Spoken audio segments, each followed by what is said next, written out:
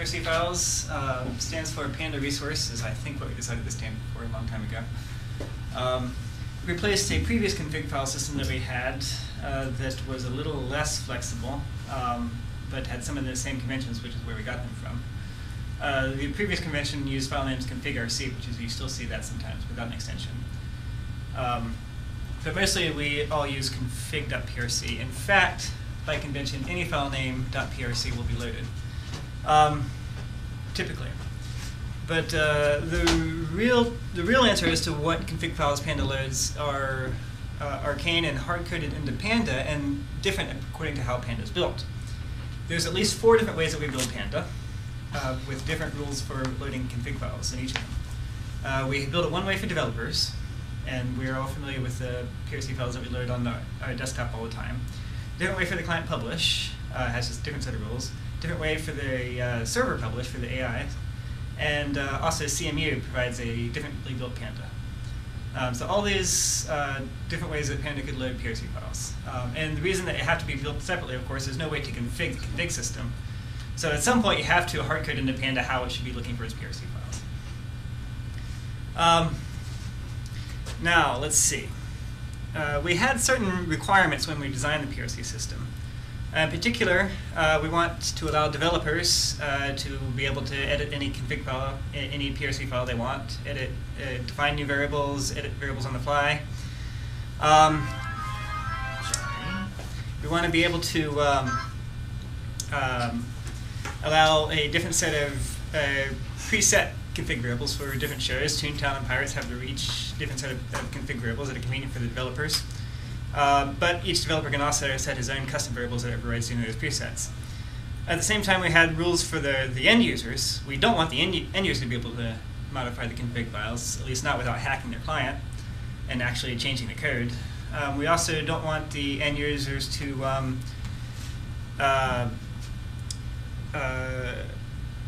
even view the available config variables that we're setting, just because that might give them some ideas of things that it can hack about. At least we want to make that difficult. Of course, it's impossible to completely obscure that. At the same time, we wanted to allow the ops team to be able to define some config variables. But maybe we want to have some end users be able to modify some config variables. We don't actually do that right now, but there might be some day that we could say, okay, if you're really a hardcore power user, you could set, stereo mode or something in your config PRC file, and you could run Toontown in stereo mode.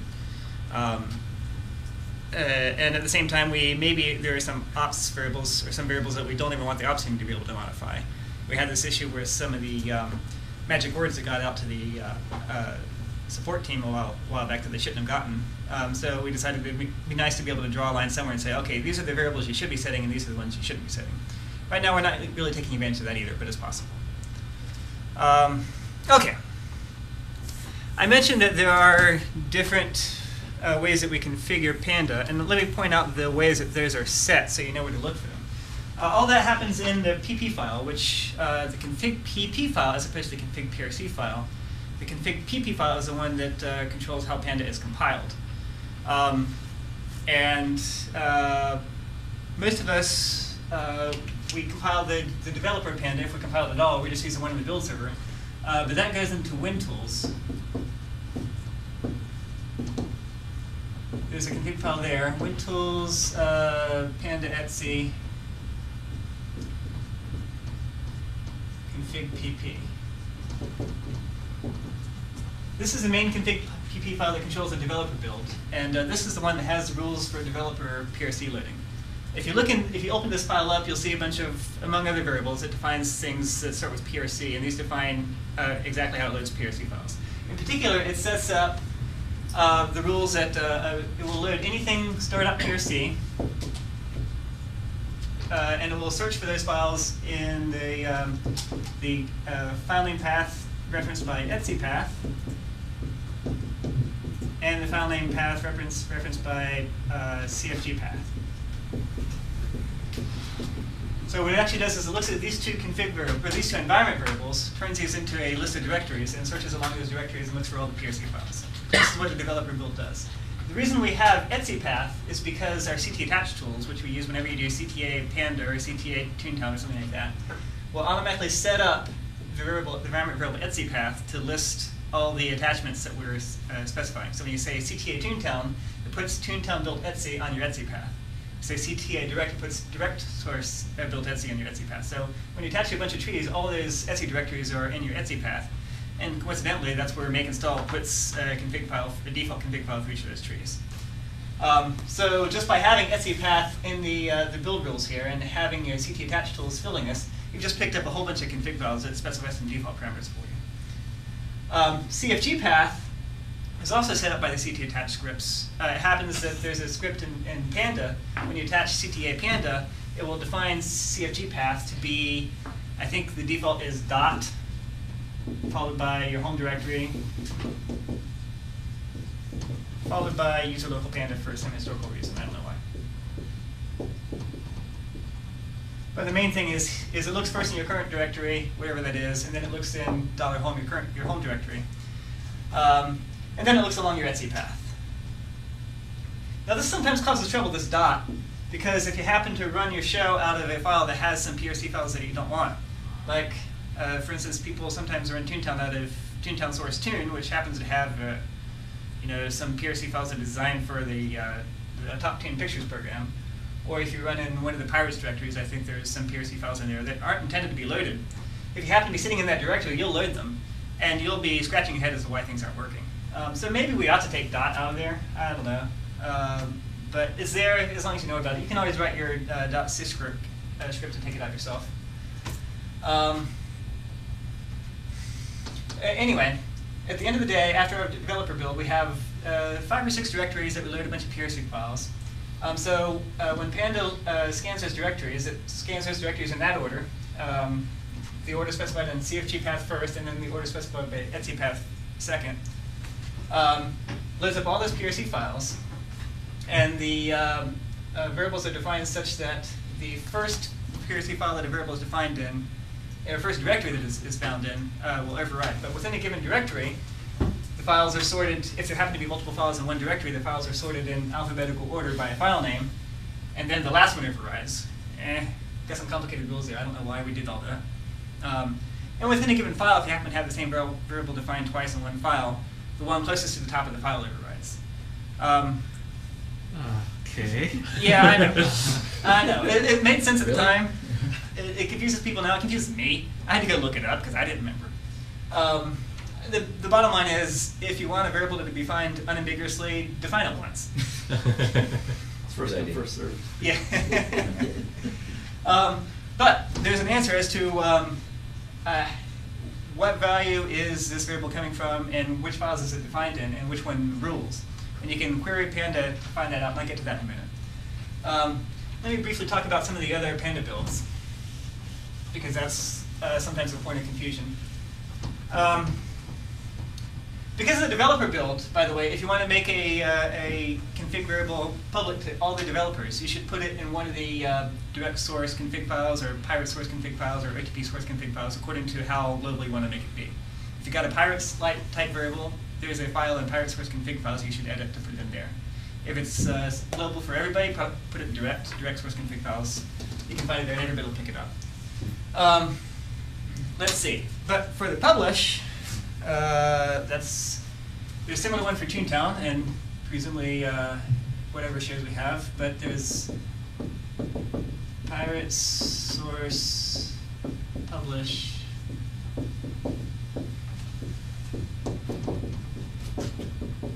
Client build config pp. Oops. And this one is this config pp file is used when Jason builds or Dickinson builds a client for the distribution on the client machines, and this has different rules. And this one, the rules are set up such that it only looks in the current directory, does not scan any environment variables, and looks for files named .prc or .pre. And if it finds file name .pre, it understands that this is an encrypted file, which it just runs through its decryptor first and expects to find a PRC file then. We have a key hard-coded into Panda, which is specified in this file and also in this file for good measure. Actually, I think it comes out of WinTools either way. This one just inherits one from WinTools. But there's a secret key that we use for encrypting the files. And so that's how Panda knows how to decrypt this one. If we occasionally need to change that key because it got out somehow, we don't want people to know what variables we're putting in the PRC file for some reason, we can change that key in the config file up here and just rebuild everything. But this key is only used to encrypt the file just to make it difficult for people to read. It really doesn't actually provide any real security, just kind of obfuscation. I mean, somebody can easily hack their client, find the key inside the client because it has to be compiled into the client, and decrypt the file and read it. So it's not any real big deal. It's just designed to keep honest people honest. Now, there's a different thing which is used to validate the files. And that's for signing the files. When you run the program called sign PRC, we've all done this, I think. You can run it on any existing PRC file that you could drop into your published directory, the same directory that you run, you call it free.prc.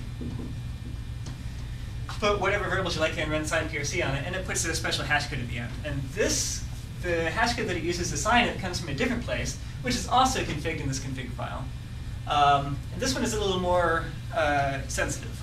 And this one also, fortunately, is not part of the client, so you can't actually hack your client and find out what that security code is. So a hacker cannot sign his own PRC files. However, he could, of course, hack the client so that it doesn't care about the signature. That's a different thing. At least he can't start distributing PRC files to other people who haven't hacked their clients. But this is a different key than the one we use to encrypt the files. And this is also instantly a different key than the key that we use for validating magic words. So we've got at least 3 keys out there. OK, that's enough for that. Incidentally, in the old config.rc system, the runtime used to do a crazy thing. It would run config.rc.exe. This was on the published client only. It'd run this program, and the output of this program would be a config file. And that kind of worked. I don't know why we did it that way. It's really kind of convoluted. And it caused problems because there would be virus software, antivirus software that say, oh, this program's trying to launch another program, it must be a virus, and block it. And it caused problems for people trying to launch Gentile. So that's one of the reasons we got rid of that system. We don't do that now, we just read files. And one of the reasons that we did that was it does provide some obfuscation. But we have the PRE now. OK. That's the client publish. We've also got ttown build.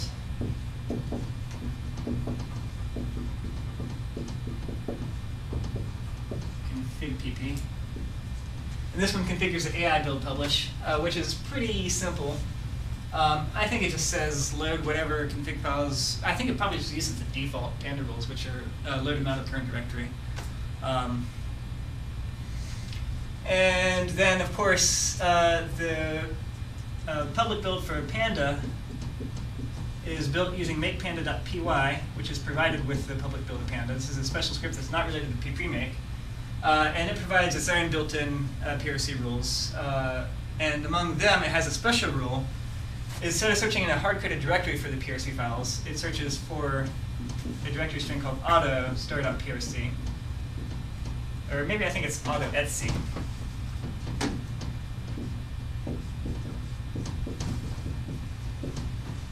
And what this means is look for wherever the libdtool.dll is. And if you can find that directory, look under etc next to it and look for PRC files in that. And the reason that we did that, or Josh Yellen wanted to do that, because it makes it much easier to distribute multiple versions of Panda. We do have all this code, so if you wanted to, you could set your own config path to be auto etc or auto some relative path of dtool, and that would help. I don't know if we needed that, but mostly we don't have this turned on because we're able to specify the path that we want directly, and that's fine.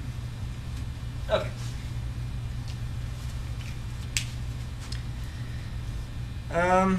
So the Pirates server is also called ttown build? Yeah, this is actually the name of the machine that we originally used for building all of the servers. That's what I thought you were getting at. It confused me for a moment then. Yeah, right. And this name is becoming increasingly less relevant. We could change the name of the config file. It doesn't really matter that much.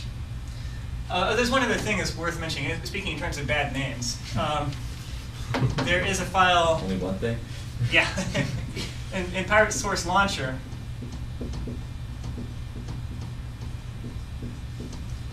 a file here called config.rc.prc. Now this one is confusing for a couple of reasons. One, it's called config.rc.prc instead of config.prc, which is kind of a combination of the old way and the new way. And the other is, it's just called config.prc. Nobody knows what it's for. In fact, this is the file that gets distributed with the client. This one, when we do the publish, this gets encrypted into a config.rc.pre and gets bundled with the client and shipped. So if you make a config file, config variable that you want to make available to the developers, you put that in the direct source config files file. But if you want to make it available to the clients, you need to put it in here. You have to remember to put it in both places if it needs to be in both places. If you don't put it here, it's going to get whatever default value you have for your variable. Yeah. Okay. And on the AI side, it's in the publish directory. Yeah. But That's right. There's no one called config.prc right here, which is the runtime config file for the AI. So yeah, we have terribly confusing names. Okay. And now let's talk about the fun stuff.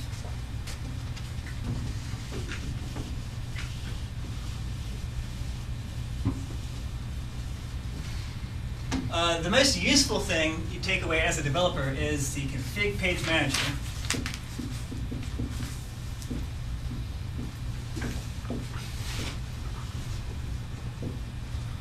This is a global object that is actually responsible for loading all the config files. This is the code that's looking for all the PRC files, loading them up, resolving the ambiguities with different files in different directories and different orders and all sorts of crazy stuff.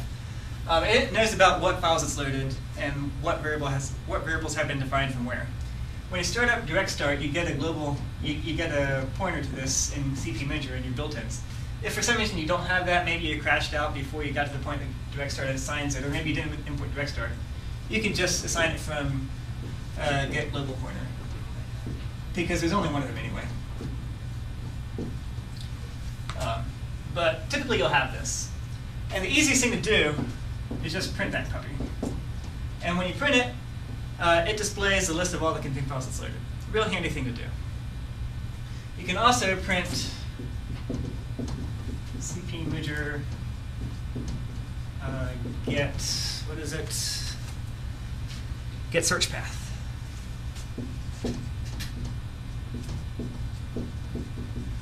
To ask the question of where is it looking for config files. But just printing the CP Manager itself lists all the config files that's loaded. It'll tell you too if it tried to load a config file on publish, but it wasn't able to load it because it wasn't properly assigned. Incidentally, if you assign a config file on your development environment, it'll detect that it's signed and it'll tell you about it. It doesn't care. If you then modify the file so that it no longer matches its signature, it'll detect that it no longer matches. It's not going to care. It's still going to read all the config files in it, but it'll tell you about it. And you can tell that when you do a print CP Manager. The other thing you can do, well, is one of the global class we talked about is the config variable manager.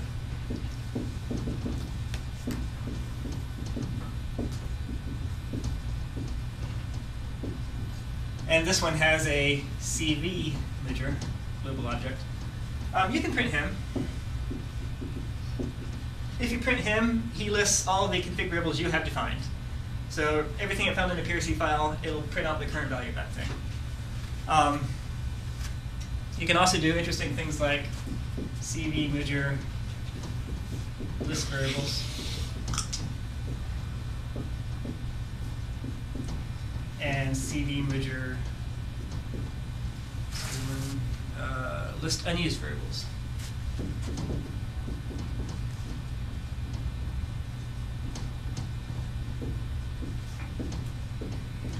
We call CG manager list variables. This lists every config variable that the system knows about. You know, it's going to be a long list, but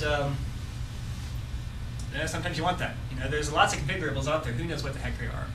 Print them all out. Why not? You've got Emacs. You know, this is a feature. You can print anything. You've got 10,000 lines of buffer. Scroll back and search for the variable you're looking for. It also prints a description of most of the variables, so it's pretty helpful to see what sorts of things you can configure. List unused variables. lists the variables that you defined in your PRC files that actually didn't mean anything. So since there's no syntax checking in the PRC file, you might have typed a variable wrong. If you do cv major list unused variables, it'll show up there because this is a variable that doesn't exist. So that might be a useful thing to see if you've typed a variable wrong, or sometimes it's useful to go back and prune your PRC file, your config PRC from old config files that no longer mean anything. You can do this and see if you've got a bunch of things that aren't defined anymore. It's worth pointing out, though, that there are some variables that are defined at runtime that this system won't necessarily catch if you haven't loaded the code that runs that. For instance, there might be some variables that are specific to Toontown, happen to be running Pirates. List unused variables is going to yell about the Toontown ones, and vice versa. So, use a bit of smarts.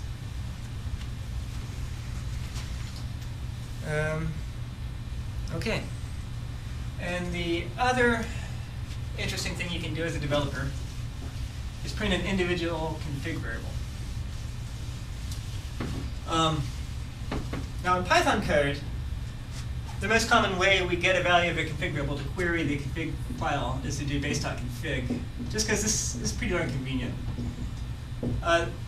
This actually comes from the old config system that we ported the interface forward because it was already there and people were using it. Of course, we all know this. You can do get bool or whatever,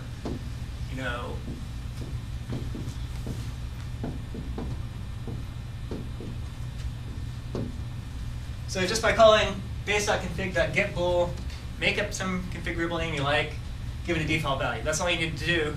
And this will look up in your PRC files and see if this variable exists. And if it does exist, it'll give you whatever value it is, interpreted as a Boolean. If it does not exist, it'll return the default value 0. This is kind of nice. It's pretty straightforward and convenient. There's another way, which is to create an instance of config variable bool.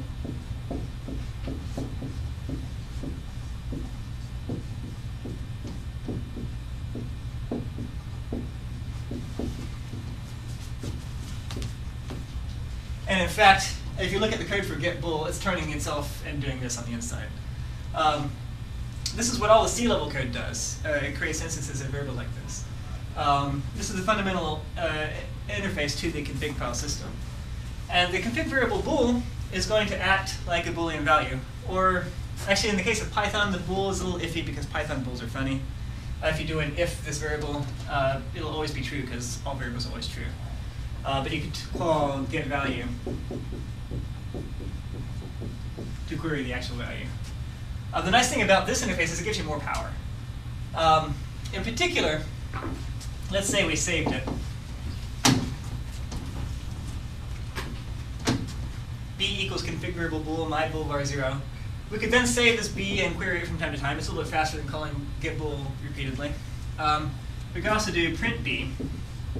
And this is a really useful thing as a developer too. This will not just, when you do the actual print, it'll not just give you the value, but it'll tell you all the config files that defined it, the order in which they appeared in those config files, and the one that rules is the one on top of that list. So that's different than just assigning B to the top line? If you do B equals base.config, it's not the same thing? No, if you do this, it's just going to be 0 or 1. It's not going to be a config variable, it's just going to be the actual numeric value. But if you do this, you're getting a config variable, which is the same thing as calling b.getValue. Does that make sense? Yeah. So we can print it out. It tells us lots of information about where it came from. And we can also do b.setValue. And false or true or whatever. And this runtime overrides whatever it found in the config files. I recommend doing this only from the interactive prompt. If you want to change a config file in code for some reason, I would recommend using the load PRC data. There's a function called load PRC file data.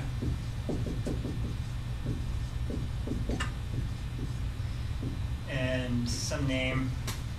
And here we say my boolbar.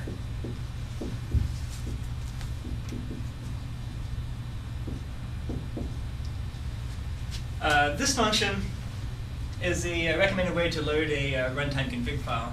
You can put multiple config files in, or config variables in this one function call, put a \n between them or whatever. This name is just used when you print. If you printed CP merger, it would print this name. So this is just for documentation purposes. I recommend this over setting the variable by hand because this is a little bit easier to see what's going on.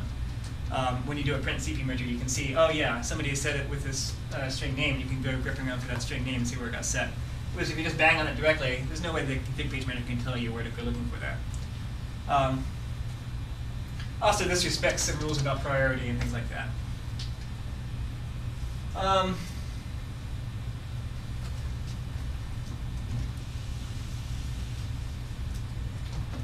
In addition to config variable bool, we have the whole suite of things. There's config variable double for a floating point number, and int, and string.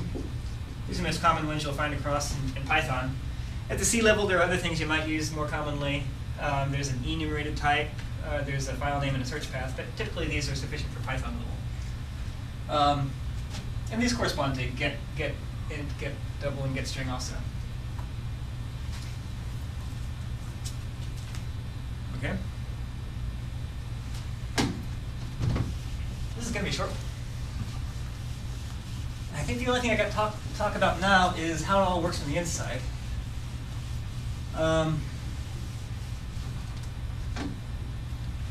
Let's see. Well, let me talk about. Well, there's one more thing I should point out. There's one file that has all sorts of document about the nitty-gritty stuff that I'm kind of glossing over right here. Panda source doc. I want to get this for posterity. By the way, if you don't from time to time look at Panda source doc, you should do that. There's some good stuff in there. But of course, not to. There's also the Panda Theory website and all sorts of manual stuff. But anyway, Panda source doc still updated in any way, or? Not often. No, we typically put things on the website first. But there's still some good stuff in here. And this one has how to use config. How-to.useconfig.txt. There's lots of good stuff in here about the nitty-gritty details. In particular, it talks about how to set up a encryption key if you haven't done this already, or for some reason you need to set up an encryption key and you can't get a hold of me. This tells you about how to do it. And it talks about, all the things I've mentioned already in more detail. Okay. There's really not that much exciting about going on the inside. There's a config page manager which stores a list of config declarations. At startup time, the config page manager scans for all the PRC files. You can also call cpmanager.scan or rescan or something like that to make it reload any PRC files that might be on disk. Reads all the config page files and creates a config page for each one. A config page is basically a list of config declarations, which correspond to one for each line.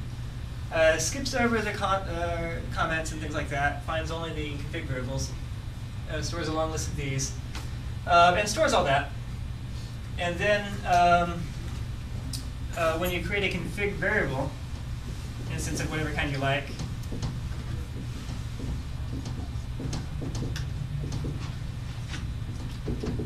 it does a lookup based on the name you give it into the config page, actually the config variable manager, finding the matching config declaration, which is the most specific declaration of that variable. Make sure that it's a type that you thought it should be, and it yells at you if it's not, and then associates that pointer so that each time you call it thereafter, it's going to reference that same thing, just have to do another lookup. So basically, it caches a lookup the first time you create one of these. After that, it stays cached.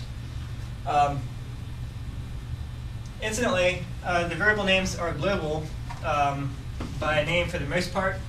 So if you create a config variable string here, and somewhere else in your code you create another config variable string with the same name, foo, when you do set variable on this instance, it's going to suddenly change the same value on that other instance for most variables. There's a few exceptions, particularly config variable search path doesn't have that same rule. If you modify a config variable search path, it's modifying only the particular instance. And Chris ran into that this past week. There's one other thing that's nice too about config variables. You have a default value, which you can omit if you've declared any other config variables with that default value, but it's usually best to supply it. And there's also the description string here. A long verbose description string you can put as a third parameter, an optional third parameter. And this is what gets printed out when you print CP measure, or when you do CP measure to list variables. And if you look in the C code, you'll see that all of our config variables have descriptions, or almost all of them do. If you look at the Python-defined config variables, most of them don't, and that's just because base.config doesn't provide an interface for this. So that's one reason to use the config variable class instead of using base.config, because you can provide this more documentation. But it's not a real big deal.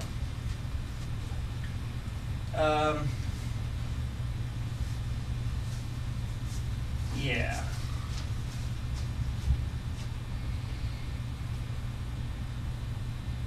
I don't know. I think I got nothing else to say. Any questions? Question. Yeah. If you have myvar declared in different places in Python, and one has default value 0, the other one has default value 1, will it be the first line of code that hits it? That's what's gonna take. It'll yell at you.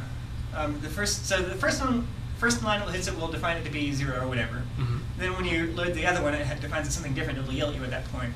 I don't know which okay. one wins. Okay. I think the second one wins. Second one, that's okay. Because the idea is maybe you're runtime defining it and you want to change your mind about what it should be.